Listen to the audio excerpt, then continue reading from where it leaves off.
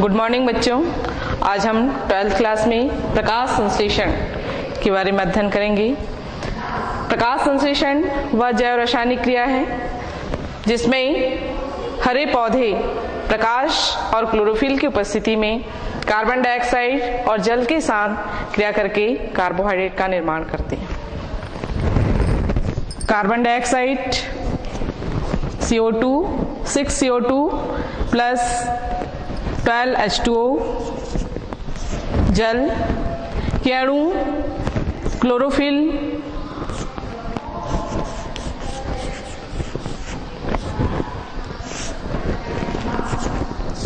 और लाइट की उपस्थिति में कार्बोहाइड्रेट का निर्माण करते हैं।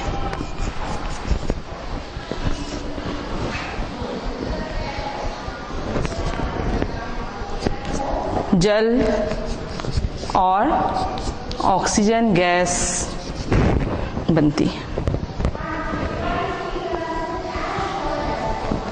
प्रकाश संश्लेषण की क्रिया में कार्बन डाइऑक्साइड जल क्रिया करके कार्बोहाइड्रेट का निर्माण करते हैं।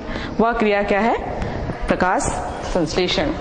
तो पौधों में क्लोरोफिल होना आवश्यक है, लाइट होना आवश्यक है, कार्बन डाइऑक्साइड और जल, ये चारों कारक का होना आवश्यक है, तभी ये प्रकाश संश्लेषण की क्रिया पूर्ण होती है। प्रकाश संश्लेषण की अभिक्रिया विधि के अंतर्गत हम दो अभिक्रिया विधि देखते हैं, प्रकाश अभिक्रिया विधि और दूसरा है अंधकार अभिक्रिया विधि। प्रकाश अभिक्रिया वह अभिक्रिया है जिसमें प्रकाश की उपस्थिति में पौधे पिगमेंटों के द्वारा प्रकाश ऊर्जा का अवशोषण करते हैं और इसी समय प्रकाश ऊर्जा रासायनिक ऊर्जा में परिवर्तित होता है। तो ये प्रकाश अभिक्रिया के अंतर्गत आते हैं। दूसरी जो अभिक्रिया है अंधकार अभिक्रिया, जिसमें लाइट की आवश्यकता नहीं होती। ये लाइट की उपस्थिति या अनुपस्थिति दोनों ही स्थिति पर प्रकाश संश्लेषण की क्रिया पूर्ण होती है।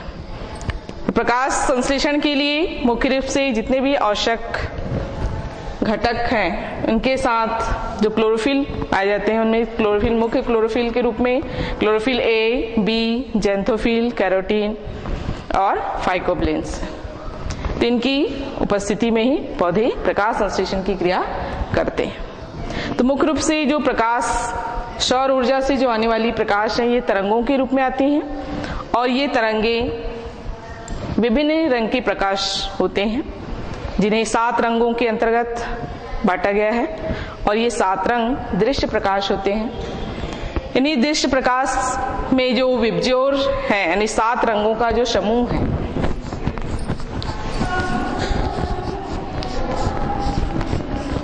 इन 7 रंगों में से बैगनी और लाल रंग की प्रकाश में ही प्रकाश संश्लेषण की क्रिया होती है। इस तरह से प्रकाश संश्लेषण की क्रिया के लिए मुख्य प्रकाश का जो रंग है बैगनी और लाल रंग की प्रकाश की उपस्थिति पर होता है। बाकी जो प्रकाश है ये पौधों की परावर्तक सतह से परावर्तित हो जाती है।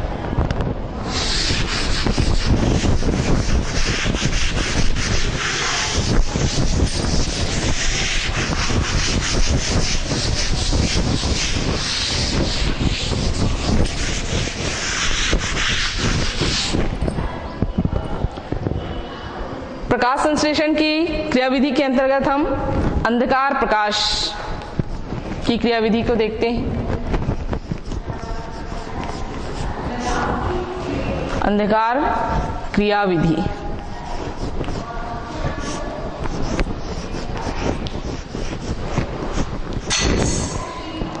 अंधकार प्रकाश या क्रियाविधि डार्क रिएक्शन कहलाता है।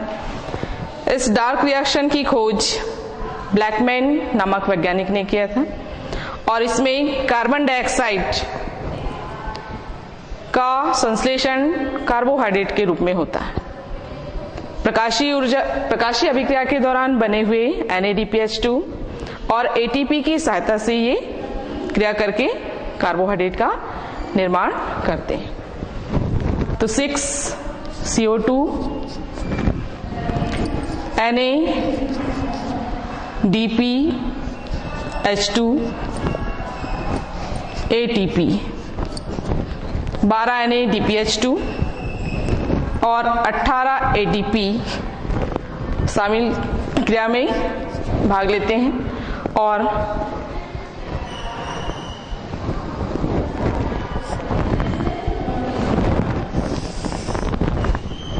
कार्बोहाइड्रेट का निर्माण करते हैं। C6H12O6 NADP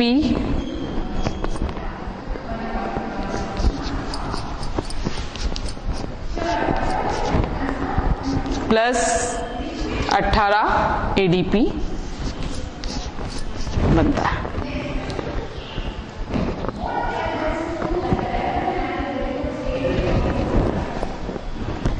यहाँ पर NADP H2 NADP H2 और ATP क्रिया करके कार्बोहाइड्रेट का निर्माण C6H12O6 NADP और ADP में का संश्लेषण होता। तो इस तरह से प्रकाश अभिक्रिया से बने NADPH2 और ATP की सहायता से ही पौधे कार्बोहाइड्रेट का निर्माण करते हैं और इस कार्बोहाइड्रेट के निर्माण की प्रक्रिया के लिए विभिन्न एंजाइम की आवश्यकता होती है।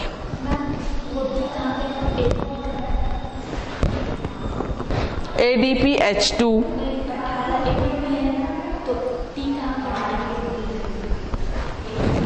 एडेनोसिन ट्राइफॉस्फेट एक अणु ये कन्वर्ट होकर ATP का उपयोग करके कार्बोहाइड्रेट के रूप में उपयोग हो रहा है और NADP और ADP एडेनोसिन डाइफॉस्फेट ये ऊर्जा के रूप में उपयोग होते हैं।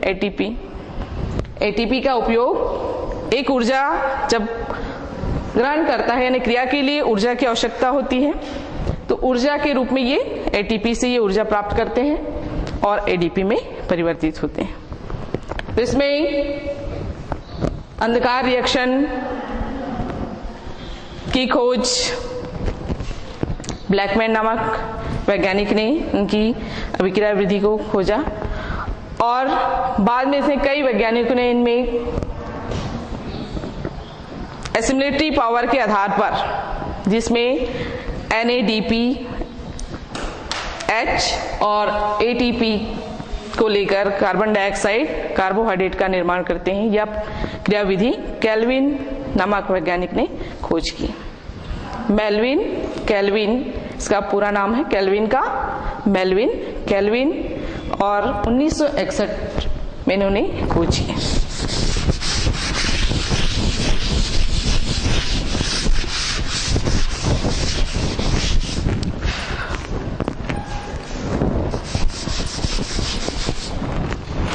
अंधकार रिएक्शन को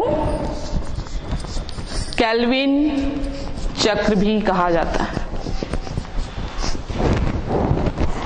केल्विन चक्र इसलिए कहा गया क्योंकि ये केल्विन नामक वैज्ञानिक ने इसमें होने वाली रासायनिक क्रिया का अध्ययन किया। इसी तरह इस अंधकार क्रिया विधि को C3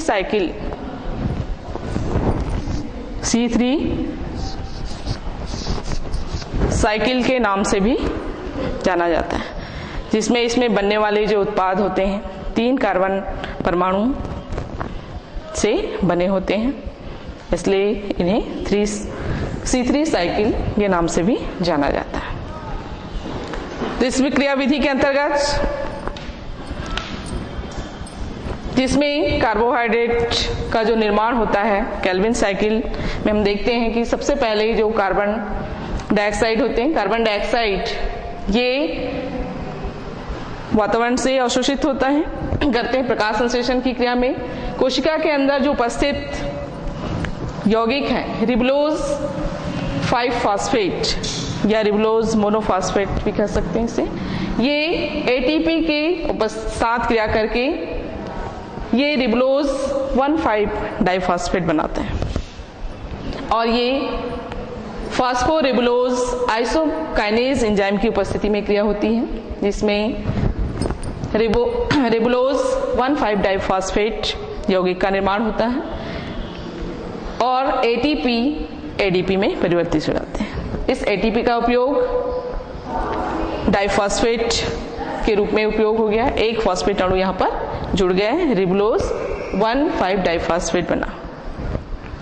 और ये रिबुलोज 1,5 डाइफॉस्फेट 6 कार्बन परमाणु और 6 जल के अणु यहाँ क्रिया करते हैं और क्रिया के फलस्वरूप बने उत्पाद होते हैं 3-फॉस्फोग्लिसरिक एसिड। 3-फॉस्फोग्लिसरिक एसिड इस समय ये एंजाइम की उपस्थित होता है, कार्बोक्सिलेज म्यूटेज एंजाइम की उपस्थिति में होती है। 3-फॉस्फोग्लिसरिक एसिड फिर से ATP के साथ क्रिया करता है और 1,3 डाइफॉस्फोग्लिसरिक एसिड बनाते हैं। इस समय एंजाइम उपस्थित होते हैं फॉस्फोग्लिसरिक काइनेज एंजाइम की उपस्थिति में यह क्रिया होती है और 1,3 डाइफॉस्फोग्लिसरिक एसिड बनते हैं। यहाँ पर भी एक ATP का उपयोग हो गया। तो इस तरह से 12 ATP यहाँ पर भाग ले रहे हैं और 12 ADP बनते हैं। ATP एडेनोसिन ट्राइफॉस्फेट परिवर्तित हो जाता है एडेनोसिन डाइफॉस्फेट में। इस तरह से 1,3 डाइफॉस्फोग्लिसरिक एसिड का फिर NADPH2 के साथ क्रिया करके ये 3-फॉस्फोग्लिसरल्डिहाइड एंजाइम की उपस्थिति में, डिहाइड्रोजनेज एंजाइम की उपस्थिति में यह क्रिया होती है और 3-फॉस्फोग्लिसरिक एसिड ग्लिसरल्डिहाइड का निर्माण होता है। और इस समय एक फॉस्फेट अणु के रूप में 12 फॉस्फेट अणु मुक्त होते हैं। 3-फॉस्फोग्लिसरल्डिहाइड डिहाइड्रोजनेज एंजाइम की उपस्थिति में 3-फॉस्फोग्लिसरल्डिहाइड का निर्माण होता है। तो रिबुलोज 1,5 डाइफॉस्फेट से लेकर 3-फॉस्फोग्लिसरल्डिहाइड के निर्माण तक की जो क्रिया है कार्बोक्सिलेशन की क्रिया कहलाती है, जिसमें कार्बन डाइऑक्साइड क्रिया में भाग ले रहे हैं और ये 3-फॉस्फोग्लिसरल्डिहाइड का निर्माण करते हैं। 3-फॉस्फोग्लिसरल्डिहाइड के जो 12 मॉलिक्यूल्स बनते हैं, ये 12 मॉलिक्यूल्स 4 भागों में डिवाइड हो जाते हैं। इसमें 2 मॉलिक्यूल्स दूसरी क्रियाओं में भाग लेते हैं। 5 मॉलिक्यूल्स ये डाइहाइड्रोक्सी एसीटोन फॉस्फेट बनाने के लिए इनके समवयी यौगिक हैं 3-फॉस्फोग्लिसरल्डिहाइड की, डाइहाइड्रोक्सी एसीटोन फॉस्फेट।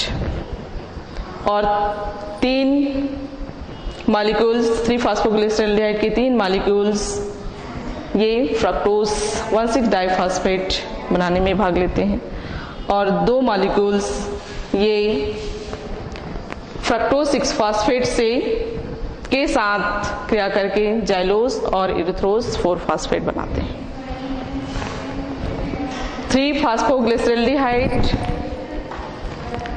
मॉलिक्यूल्स में सबसे पहले हम देखते हैं 5 molecules, 5 three phosphoglyceraldehyde triose phosphatase isomerase enzyme की उपस्थिति में ये डाइहाइड्रोक्सी एसीटोन फॉस्फेट बनाते हैं। ये 5 मॉलिक्यूल्स इसके बनते हैं और इसमें 5 मॉलिक्यूल्स में 2 मॉलिक्यूल्स दूसरे यौगिक बनाएंगे और 3 मॉलिक्यूल्स दूसरे यौगिक बनाते हैं। तो 2 मॉलिक्यूल्स इरिथ्रोज 4 फॉस्फेट के साथ क्रिया करके सूडो हेप्टुलोज 1,7 फॉस्फेट का निर्माण करता है। डाइहाइड्रोक्सी एसीटोन फॉस्फेट के 3 मॉलिक्यूल्स एलुलोज एंजाइम की उपस्थिति में फ्रक्टोज 1,6 डाइफॉस्फेट बनाते हैं। इसके 3 मॉलिक्यूल्स बनते हैं, ये 6 कार्बन वाले यौगिक है। यहाँ फ्रक्टोज 1,6 डाइफॉस्फेट 2 अणु जल के साथ क्रिया करके फास्फोरिक अम्ल बाहर मुक्त हो जाता है, बनता है और फ्रक्टोज 6 फॉस्फेट यौगिक बनते हैं। तो फ्रक्टोज 1,6 डाइफॉस्फेट से फ्रक्टोज 6 फॉस्फेट बनने की प्रक्रिया के समय फास्फेटेज एंजाइम की उपस्थिति में यह क्रिया होती है। 3 मॉलिक्यूल्स कार्बन के बनते हैं। ये फ्रक्टोज 6 फॉस्फेट ये हेक्सोज शर्करा के रूप में बनते हैं। कुछ मॉलिक्यूल्स ट्रांसकीटोलेज की उपस्थिति में 3-फॉस्फोग्लिसरल्डिहाइड और फ्रक्टोज 6 फॉस्फेट मिलकर इरिथ्रोज 4 फॉस्फेट के 2 मॉलिक्यूल्स बनता है और जाइलोज 5 फॉस्फेट के 2 मॉलिक्यूल्स बनते हैं। इरिथ्रोज 4 फॉस्फेट ये ट्रांस एल्डोलेज एंजाइम की उपस्थिति में डाइहाइड्रोक्सी एसीटोन फॉस्फेट के साथ क्रिया करके सूडोहेप्टेलोज 1,7 फॉस्फेट का निर्माण करते हैं। सूडोहेप्टेलोज 1,7 फॉस्फेट फिर से सूडोहेप्टेलोज 7 फॉस्फेट का निर्माण करते हैं। इस समय फॉस्फेटेज एंजाइम की क्रियाविधि के कारण ये सूडोहेप्टेलोज 7 फॉस्फेट का निर्माण होता है। सूडोहेप्टेलोज 7 फॉस्फेट पुनः ये 3-डाइफॉस्फोग्लिसरल्डिहाइड के साथ के 2 अणु के साथ क्रिया करके ये ट्रांसकीटोलेज एंजाइम की उपस्थिति में रिबोलोज 5 फॉस्फेट बनाते हैं। ये 2 मॉलिक्यूल्स यहाँ पर बनता है और ये रिबोलोज 5 फॉस्फेट फास्फोराइबोज आइसोमरेज एंजाइम की उपस्थिति में वापस रिबोलोज 5 फॉस्फेट बनाते हैं। यहाँ पर 2 मॉलिक्यूल्स वापस आते हैं। इसी तरह 3-फॉस्फोग्लिसरल्डिहाइड के 2 अणु और फ्रक्टोज फॉस्फेट के कुछ अणु मिलकर इरिथ्रोज 4 फॉस्फेट और जाइलोज 5 फॉस्फेट का निर्माण करता है। तो इस समय इरिथ्रोज 4 फॉस्फेट सूडोहेप्टेलोज 1,7 फॉस्फेट में का निर्माण करता है। सूडोहेप्टेलोज 1,7 फॉस्फेट सूडोहेप्टेलोज 7 फॉस्फेट बनाते हैं और 3-फॉस्फोग्लिसरल्डिहाइड के साथ क्रिया करके ट्रांसकीटोलेज एंजाइम की उपस्थिति में ये पुनः जाइलोज 5 फॉस्फेट के 2 मॉलिक्यूल्स बनता है। तो इस तरह से यहाँ पर 2 मॉलिक्यूल्स एक सूडोहेप्टेलोज 7 फॉस्फेट से बनते हैं, जाइलोज 5 फॉस्फेट, और दूसरा 3-फॉस्फोग्लिसरल्डिहाइड और फ्रक्टोज 6 फॉस्फेट से भी 2 मॉलिक्यूल्स जाइलोज 5 फॉस्फेट का निर्माण होता है। तो टोटल यहाँ पर 4 मॉलिक्यूल्स बन रहे हैं जाइलोज 5 फॉस्फेट के। जाइलोज 5 फॉस्फेट के 4 मॉलिक्यूल्स और फिर रिबोलोज 5 फॉस्फेट, पुनः रिबोलोज 5 फॉस्फेट 6 मॉलिक्यूल्स बनते हैं। जाइलोज 5 फॉस्फेट के 4 और रिबोलोज 5 फॉस्फेट के 2 मॉलिक्यूल्स मिलकर 6 मॉलिक्यूल्स बनता है रिबोलोज 5 फॉस्फेट। तो क्रिया केल्विन चक्र में प्रारंभिक जो क्रिया होती है रिबोलोज 5 फॉस्फेट से प्रारंभ होता है और इस रिबोलोज 5 फॉस्फेट से प्रारंभ होने के बाद ही ये रिबोलोज 1,5 डाइफॉस्फेट बनते हैं जिसमें एटीपी की आवश्यकता होती है और इस यहाँ पर फास्फोराइबोलोज आइसोमरेज एंजाइम उपस्थित होते हैं और रिबोलोज 1,5 डाइफॉस्फेट पुनः कार्बन डाइऑक्साइड के अणु और जल के अणु के साथ क्रिया करके 3-फॉस्फोग्लिसरलिक एसिड का निर्माण करता है। तो इस तरह से पूरी जो क्रिया विधि है एक चक्र के रूप में पूर्ण होता है। तो इसकी रासायनिक क्रियाविधि केल्विन नामक वैज्ञानिक ने जो रासायनिक क्रियाविधि देखा, ये चक्रों के रूप में पुनः पदार्थ वापस आ जाते हैं और फिर से क्रियाशील होते हैं और फिर क्रिया करके फिर उन्हीं पदार्थों को कई चरणों में पूर्ण होती है और वापस पुनः रिबलोज 1,5 डाइफॉस्फेट के रूप में आते हैं, जो कि कार्बन डाइऑक्साइड का निर्माण प्रकाश संश्लेषण की क्रिया में कार्बोहाइड्रेट के निर्माण में मुख्य रूप से आवश्यक यौगिक के रूप में होते हैं।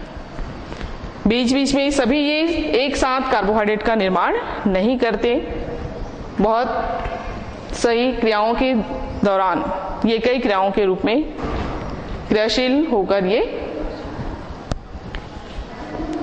यौगिक का निर्माण करते हैं। तो इस तरह से हम केल्विन साइकिल में क्या देख रहे हैं, जीवों में होने वाली रासायनिक क्रिया होता है जो कि जैविक जीवों के माध्यम से ये पूर्ण होता है। विभिन्न एंजाइम्स इसमें भाग लेते हैं। किसी भी क्रिया में कोई बिना एंजाइम की उपस्थिति से क्रिया नहीं होता, नहीं सभी क्रियाओं के लिए एंजाइम की आवश्यकता होती है, तभी ये क्रिया पूर्ण होते हैं। तो इस तरह से हम केल्विन साइकिल की जो क्रियाविधि है, कार्बनीकरण, फिर अपचयन और फिर देखते हैं हेक्सो शर्करा का निर्माण होता है। इसमें केल्विन साइकिल जो है प्रकाश संश्लेषण की क्रिया, जो कोशिका में क्लोरोफिल जो पाया जाता है वो विशेष कोशिकाओं में होता है। कोशिका की जो संरचना होती है क्लोरोफिल की,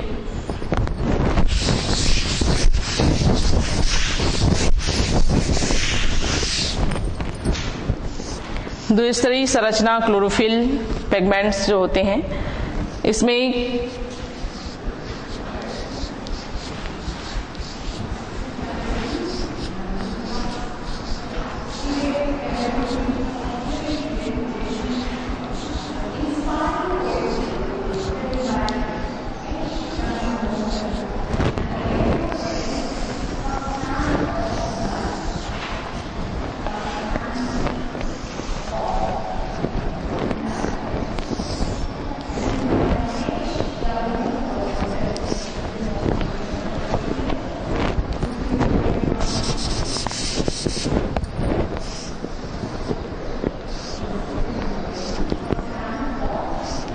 द्विस्तरीय रचना है जिसमें दो आउटर मेम्ब्रेन और इनर मेम्ब्रेन।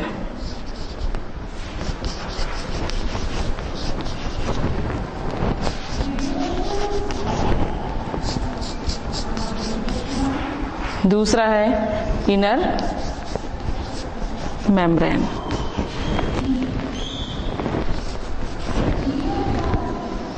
इसमें विभिन्न एक एक जो रचनाएं होती हैं थैलेकॉइड कहलाती हैं।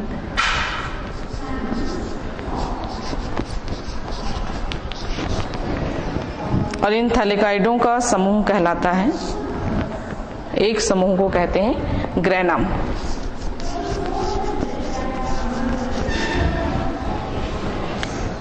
कोशिका के अंदर जो जिसमें द्रवीय पदार्थ होते हैं वह कहलाता है स्ट्रोमा। तो केल्विन साइकिल या अंधकार अभिक्रिया है वह स्ट्रोमा में होता है और जो प्रकाशीय अभिक्रिया होता है वह ग्रेनम कोशिका में होती है। तो यहाँ पर स्ट्रोमा और ग्रेनम की संरचना से आप समझ सकते हैं कि प्रकाश संश्लेषण की क्रिया के दौरान अंधकार और प्रकाशीय अभिक्रिया जो होती है, तो सबसे पहले प्रकाशीय अभिक्रिया होता है जिसमें इलेक्ट्रॉन का उत्सर्जन होता है, प्रकाश का अवशोषण होगा जिसमें सौर ऊर्जा किसमें बदलते हैं, रासायनिक ऊर्जा में परिवर्तित होते हैं और यही रासायनिक ऊर्जा भोज्य पदार्थों का निर्माण करने में भाग देते हैं। तो इस तरह से एक क्लोरोफिल की संरचना है।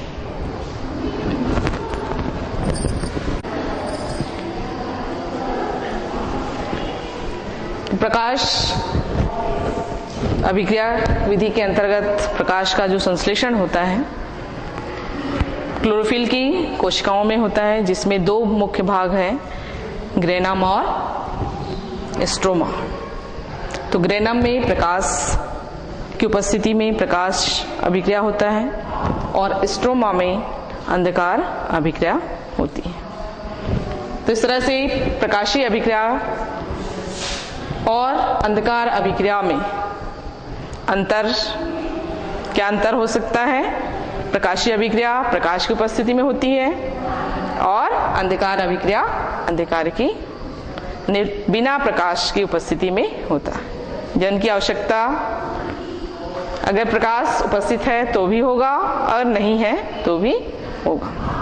तो इस तरह से प्रकाश अभिक्रिया में प्रकाश की उपस्थिति और अंधकार अभिक्रिया में प्रकाश की अनुपस्थिति होती है। इसी तरह प्रकाश की जो क्रियाविधि है, जो क्लोरोफिल की जो कोशिकाएं हैं, जिसमें मुख्य रूप से ग्रेनम और स्ट्रोमा जो होता है, ग्रेनम में प्रकाशीय अभिक्रिया होता है और स्ट्रोमा में अंधकार अभिक्रिया होता है। तो प्रकाशीय अभिक्रिया को प्रकाश संश्लेषण के दौरान NADPH2 का निर्माण होता है और इसमें ATP का निर्माण होता है। प्रकाशीय अभिक्रिया में NADPH2 और ATP बनते हैं और अंधकार अभिक्रिया में कार्बोहाइड्रेट का निर्माण होता है। तो इस तरह से हम प्रकाशीय अभिक्रिया और अंधकार अभिक्रिया में अंतर बता सकते हैं। इसके बाद कुछ प्लांट ऐसे हैं जिसमें प्रकाशीय अभिक्रिया और अंधकार अभिक्रिया की जो क्रियाविधि है कुछ भिन्न होती है, तो जिसे हम विविधता मानते हैं।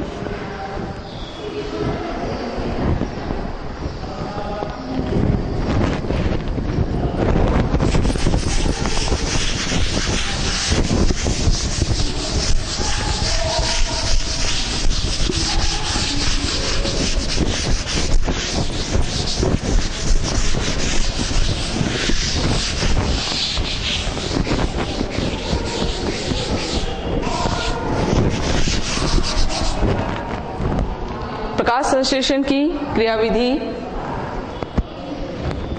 से कुछ हटकर कुछ कोशिकाओं में भिन्न प्रकाश अभिक्रिया होता है, प्रकाशीय अभिक्रिया प्रकाश संश्लेषण की क्रियाएं होती हैं।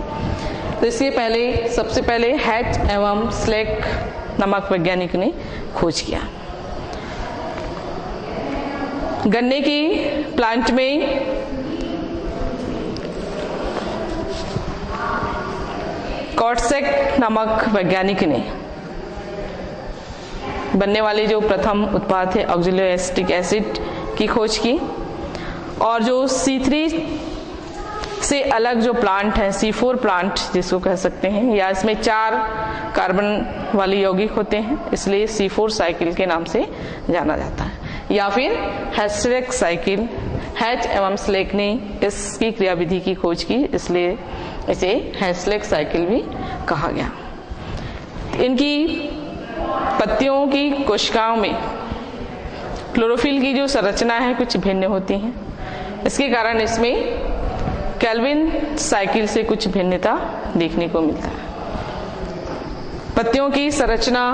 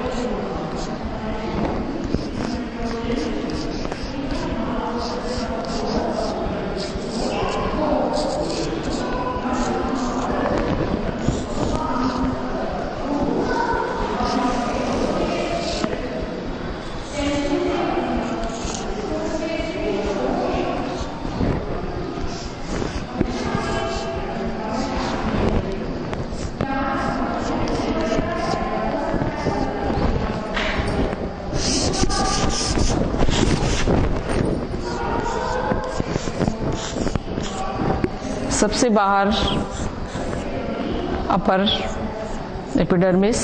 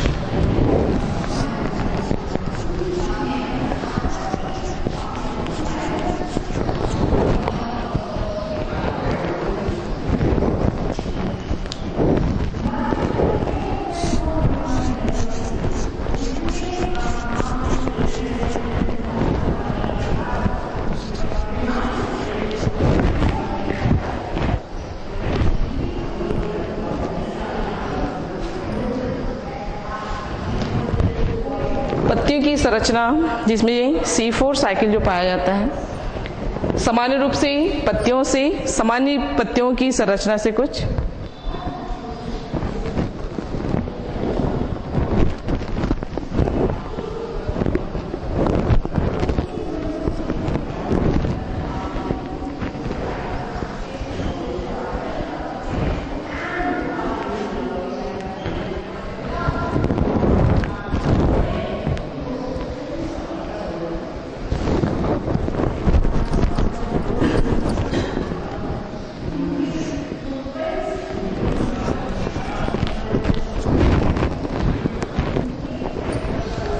सामान्य पत्तियों की संरचना के समान इसमें कुछ भिन्नता होता है। जो सामान्य ऊतक हैं, जाइलम और फ्लोएम ऊतक के बाहर बंडल स्थित आवरण पाया जाता है।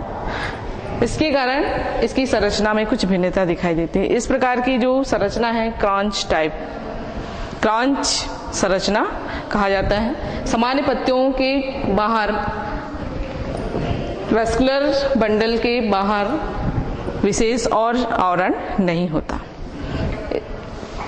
इसमें जो C4 प्लांट है उनमें क्रांच एनाटॉमी पाया जाता है, जिसके कारण ये इसमें भिन्न संरचनाएं होने के कारण इसका जो प्रकाशीय संश्लेषण की क्रियाविधि है, हेस्लेक साइकिल और केल्विन साइकिल दोनों ही साथ साथ इसमें चलते हैं। सबसे पहले हेस्लेक साइकिल्स जो कि कार्बोनिलेशन की जो क्रिया होती है मेसोफिल कोशिकाओं में होता है। मेसोफिल कोशिकाएं फिर बंडल स्थित की कोशिकाओं में होगा। यहाँ पर आप देखते हैं मेसोफिल की कोशिकाएं जिसमें क्लोरोप्लास्ट है और वस्कुलर बंडल के बाहर जो आवरण है बंडल स्थित, तो दोनों ही कोशिकाओं में रासायनिक क्रियाएं पूर्ण होती हैं, यानी कार्बोहाइड्रेट का निर्माण होता है। हैच एवं स्लेक साइकिल में हम देखते हैं कि सबसे पहले जो रासायनिक क्रिया होती है मेसोफिल कोशिका में होता है, जिसमें कार्बन डाइऑक्साइड ये फॉस्फोइनॉल पायरुवेट यौगिक के द्वारा इन दोनों के साथ क्रिया होकर ये ऑक्सलो एसीटेट बनाते हैं। Oxaloacetate phosphoenolpyruvate carboxylase enzyme की उपस्थिति में यह क्रिया होती है और इस क्रिया के दौरान जल के अणु के साथ ये क्रिया होता है, जिसमें फॉस्फेट आयन मुक्त होता है और फॉस्फोइनॉल पायरुवेट ऑक्सलो एसीटेट यौगिक का निर्माण होता है। ऑक्सलो एसीटेट ये ट्रांसमिनेज एंजाइम की उपस्थिति में अपने समाई यौगिक एस्पार्टेट यौगिक का भी निर्माण करते हैं। तो ऑक्सैलो एसीटेट मैलेट में परिवर्तित होता है और इस समय NADPH2 से क्रिया करके ये मैलेट या मैलिक एसिड का निर्माण करते हैं और NADP बनता है। मैलेट ये प्लाज्मो कोशिका के अंदर, मेसोसिल कोशिका के अंदर मैलिक एसिड का निर्माण होता है। मैलिक एसिड फिर बंडल शीत की कोशिकाओं में पहुंचते हैं। ये मैलिक एसिड बंडल शीत की कोशिकाओं में NADP और मैलिक एंजाइम की उपस्थिति में कार्बन डाइऑक्साइड और पायरुवेट का निर्माण करते हैं। ये पायरुवेट पुनः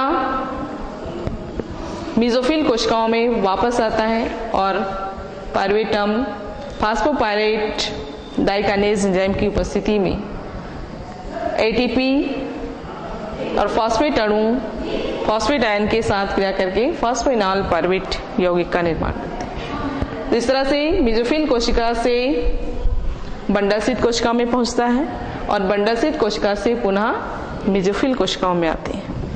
तो इस तरह से इसमें मेसोफिल कोशिका में होने वाली जो रासायनिक अभिक्रिया है इनके बारे में हैस्लेक नामक वैज्ञानिक ने खोज किया था, इसलिए हैस्लेक साइकिल कहलाता है। साथ ही साथ इसमें जब मैलिक अम्ल बनता है, ऑक्सैलिक एसीटेट से मैलेट बनते हैं और मैलेट से पुनः ये बंडल शीत में जब पहुंचता है तो ये malic acid NADP malic enzyme की उपस्थिति में कार्बन डाइऑक्साइड का भी निर्माण करते हैं। तो कार्बन डाइऑक्साइड ये केल्विन साइकिल के द्वारा फॉस्फोग्लिसरिक एसिड यौगिक का निर्माण करता है। रिबोलोज 5-फॉस्फेट जो अणु होते हैं कार्बन डाइऑक्साइड को के साथ क्रिया करके फॉस्फोग्लिसरॉल्डिहाइड का निर्माण करते हैं और इस तरह से विभिन्न चरणों में ये पूर्ण होकर फॉस्फोग्लिसरॉल्डिहाइड से फ्रक्टोज 1,6 डाइफॉस्फेट बनेगा और ये फ्रक्टोज 1,6 डाइफॉस्फेट से फ्रक्टोज ये शर्करा का निर्माण होता है। फ्रक्टोज 1,6 डाइफॉस्फेट से विभिन्न चरणों में वापस और फॉस्फोग्लिसरिक एसिड कार्बनिक यौगिक के रूप में रिबोलोज डाइफॉस्फेट वापस केल्विन साइकिल के रूप में यह क्रिया होता है। तो अभी हम केल्विन साइकिल के बारे में अध्ययन किए, तो साथ ही साथ इसमें हैस्लेक साइकिल के साथ केल्विन साइकिल की क्रियाएं विधि होता है। तो इस तरह से हैच और स्लेक ने दोनों ही क्रिया विधि इसमें साथ साथ होने को पाया गया। ऐसे पौधे जो ब्रांच एनाटॉमी वाले प्लांट हैं जिनमें इनकी जो कोशिकाएं हैं बंडल स्थित पाया जाता है वैस्कुलर बंडल के बाहर, इसलिए इस प्रकार की संरचनाओं में कौन सी क्रियाविधि होगी? हैच एवं स्लेक रासायनिक क्रियाविधि के द्वारा ये कार्बोहाइड्रेट का निर्माण करते हैं। इसलिए इन्हें प्रकाश संश्लेषण का विविधता कहा गया, भिन्नता। सामान्य रूप से हम क्या देखते हैं? प्रकाशीय अभिक्रिया और अंधकार अभिक्रिया, जो कि कोशिका क्लोरोफिल के स्ट्रोमा और ग्रेनम में पूर्ण होता है। तो ये प्रक्रिया जो हैस्लेक साइकिल है सामान्य रासायनिक अभिक्रिया से भिन्न है, इसलिए इनमें ये विविधता पाया गया। तो इस तरह से हम प्रकाशीय अभिक्रिया में होने वाली रासायनिक अभिक्रियाओं के बारे में अध्ययन किए और अलग अलग वैज्ञानिकों ने अलग अलग क्रियाविधि की खोज की। प्रकाशीय अभिक्रिया और अंधकार अभिक्रिया दोनों में अंतर बता सकते हैं आप। इसी तरह हैस्लेक साइकिल या C4 साइकिल और C3 साइकिल में अंतर बता सकते हैं। हैस्लेक साइकिल में किन किन कोशिकाओं में होता है? मेसोफिल की कोशिका और बंडल शीत की कोशिकाएं दोनों साथ साथ इनमें प्रकाश संश्लेषण की क्रियाएं पूर्ण होती।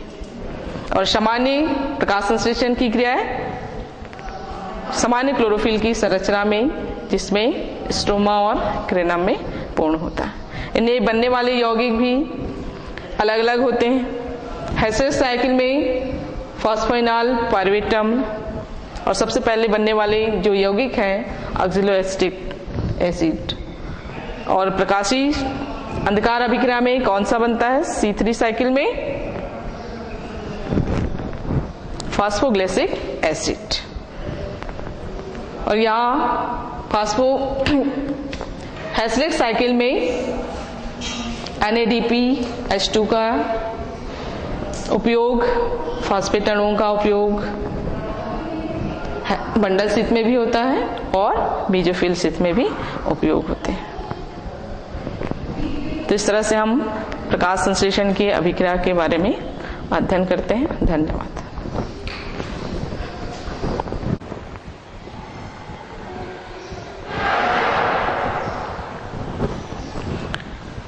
तो बच्चों, हमने जो पिछली कक्षा में प्रकाश संश्लेषण की अभिक्रिया जो अध्ययन किए थे, उसमें जो अंधकार अभिक्रिया है उसकी जो समीकरण है उसमें आप थोड़ा सा सुधार करेंगे।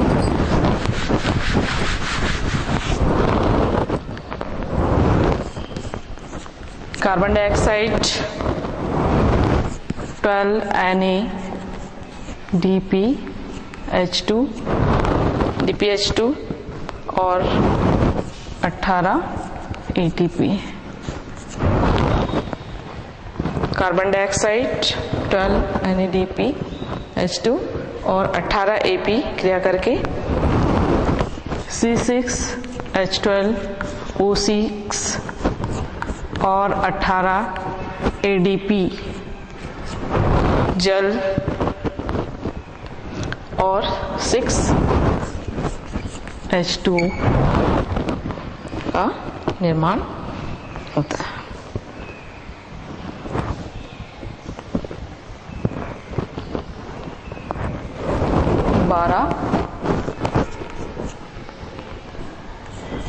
NADP 6C6H12O6 प्लस 18 ADP और 6 अणु जल के 6H2 और 12 ADP का निर्माण होता है। इसमें पहले जो समीकरण जो बताए थे, इसमें जल के अणु को दर्शाना भूल गए थे, तो इसमें आप 6H2 जोड़ लेंगे। इसी तरह जो रासायनिक अभिक्रिया है, जो कि अंधकार अभिक्रिया की जो खोज जिसने मेल्विन केल्विन नामक वैज्ञानिक ने जो खोज की उनकी क्रियाविधि को, इसे केल्विन चक्र के माध्यम से समझ सकते हैं, जिसमें केल्विन चक्र की जो क्रियाविधि है इसमें 2 क्रियाएं होती हैं, कार्बनीकरण और अपचयन।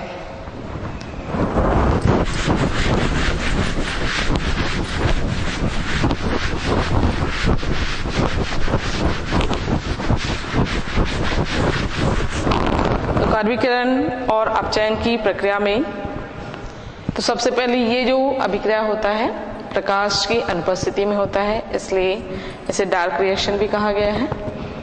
और सबसे पहले जो कार्बनीकरण की जो क्रिया होती है, रुबुलोज मोनोफॉस्फेट या रुबुलोज 5-फॉस्फेट,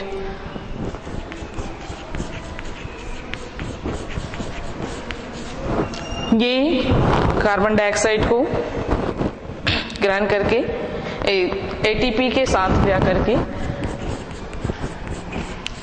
ये एटीपी के साथ क्रिया करके बनाते हैं, जिसमें 6 एटीपी के अणु भाग लेते हैं। 1 ribulose 1 diphosphate, ribulose 1,5 diphosphate,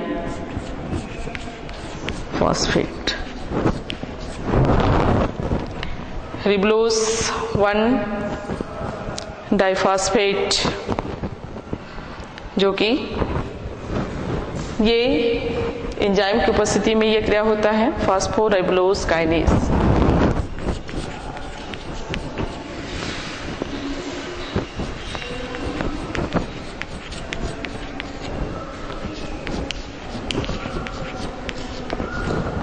फास्फोराइबोलेज kinase की उपस्थिति में यह क्रिया होती है। एंजाइम की उपस्थिति में रिबोलोज 1,5 डाइफॉस्फेट बनता है। ये प्रारंभिक यौगिक होता है जो कि कार्बन डाइऑक्साइड के साथ क्रिया होता है और 6 अणु जल के क्रिया में भाग लेते हैं। रिबोलोज 1,5 डाइफॉस्फेट 6 कार्बन डाइऑक्साइड 6 H2O के साथ ये क्रिया करके रिबोलोज डाइफॉस्फेट कार्बोक्सिलेज एंजाइम की उपस्थिति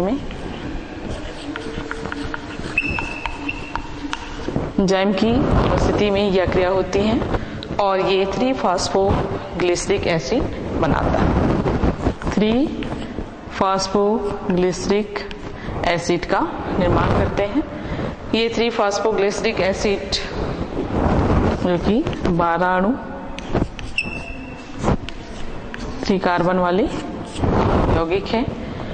ये सबसे पहले कार्बन को रिबोलोज 1,5 डाइफॉस्फेट के द्वारा और 6 अणु कार्बन डाइऑक्साइड और 6 अणु जल के साथ क्रिया होती है, जिसमें रिबोलोज डाइफॉस्फेट कार्बोक्सिलेज एंजाइम की उपस्थिति में यह क्रिया होती है और ये बनता है 3-फॉस्फोग्लिसरिक एसिड। 3-फॉस्फोग्लिसरिक एसिड ये जो क्रिया है पहले जो कार्बनीकरण की क्रिया कहलाती है। अब इसके बाद जो 3-फॉस्फोग्लिसरिक एसिड है ये 3-फॉस्फोग्लिसरिक एसिड ये 6 ATP के साथ 12 ATP के साथ क्रिया करते हैं की उपस्थिति एंजाइम्स जो है फास्फोग्लिसरोकाइनेज।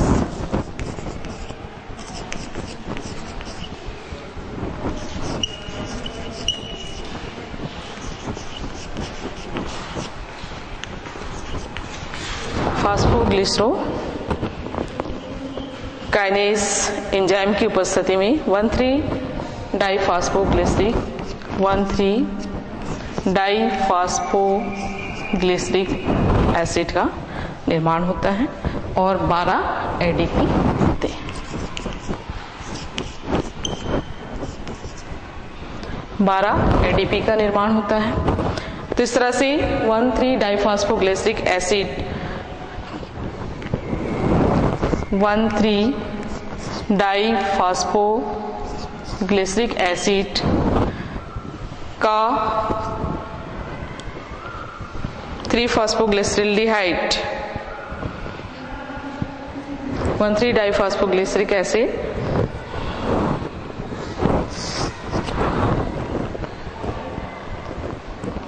और 12 NADPH2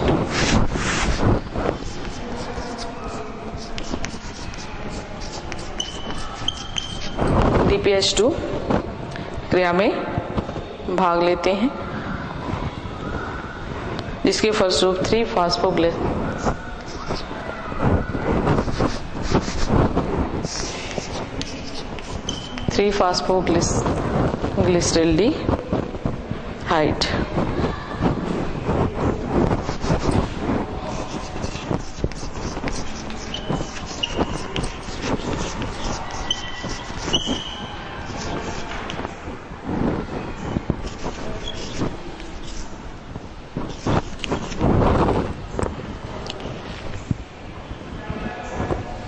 ग्लिसरल्डिहाइड 12 NADP का निर्माण होता है। यहाँ पर जो एंजाइम्स होते हैं 3-फॉस्फोग्लिसरल्डिहाइड डिहाइड्रोजनेज 3-फॉस्फोग्लिसरल्डिहाइड ग्लिसरल्डिहाइड हाइड्रोजनेज डिहाइड्रोजिनेज एंजाइम की उपस्थिति में यह क्रिया होती है। 1,3-डाइफॉस्फोग्लिसरल्डिहाइड ग्लिसरिक एसिड से 3-फॉस्फोग्लिसरल्डिहाइड बनने की क्रिया तक ये कहलाता है अपचयन की क्रियाविधि। तो पहले मैंने जो 1,3-डाइफॉस्फोग्लिसरल्डिहाइड से 3-फॉस्फोग्लिसरल्डिहाइड तक के निर्माण को कार्बनीकरण कहा गया था, वह गलत है। ये 1,3-डाइफॉस्फोग्लिसरिक एसिड से 3-फॉस्फोग्लिसरल्डिहाइड जब बनता है तो ये कहलाता है अपचयन की क्रियाविधि। तो इसमें दो क्रियाएं यहाँ पर संपन्न होती हैं। यहाँ पर जो त्रुटि हो गई थी उसको आप जो क्रियाविधि है उसको आप देख सकते हैं। तो पहली जो क्रिया है कार्बनीकरण, जिसमें रिबोलोज 5-फॉस्फेट जो क्रिया होता है एटीपी के साथ राइबोलोज 1,5-डाइफॉस्फेट बनता है। और ये जो प्रारंभिक यौगिक जो कि कार्बनीकरण की क्रिया के लिए उपयुक्त होते हैं, ये कार्बनीकरण कार्बन डाइऑक्साइड के साथ क्रिया करके 3-फॉस्फोग्लिसरल्डिहाइड बनाते हैं, 3-फॉस्फोग्लिसरिक अम्ल का निर्माण करते हैं। ये 3-फॉस्फोग्लिसरिक अम्ल एटीपी के तो पहली जो 1,3-रिबोलोज 1,5-डाइफॉस्फेट और कार्बन डाइऑक्साइड अणु और जल के 6 अणु क्रिया करके 3-फॉस्फोग्लिसरिक अम्ल का निर्माण करते हैं। ये है कार्बनीकरण की क्रिया। और दूसरी जो क्रिया है 3-फॉस्फो कार्बनीकरण की क्रिया में एक उत्पाद और जो बनता है 3-फॉस्फोग्लिसरिक अम्ल, ये एटीपी के साथ क्रिया करके 1,3-डाइफॉस्फोग्लिसरिक एसिड का निर्माण करते हैं। तो ये भी कार्बनीकरण क्रिया है। अब 1,3-डाइफॉस्फोग्लिसरिक एसिड NADPH2 के साथ क्रिया करके 3-फॉस्फोग्लिसरल्डिहाइड डिहाइड्रोजनेज एंजाइम की उपस्थिति में 3-फॉस्फोग्लिसरल्डिहाइड का निर्माण करता है, NADPH बनाते हैं और यहाँ पर फॉस्फेट अम्ल का निर्माण होता है, फॉस्फेट आयन बनते हैं, 12H2SO4 का भी निर्माण होता है। तो यहाँ से 1,3-डाइफॉस्फोग्लिसरिक एसिड से 3-फॉस्फोग्लिसरल्डिहाइड का निर्माण तक की जो क्रिया है वह है अपचयन की क्रियाविधि।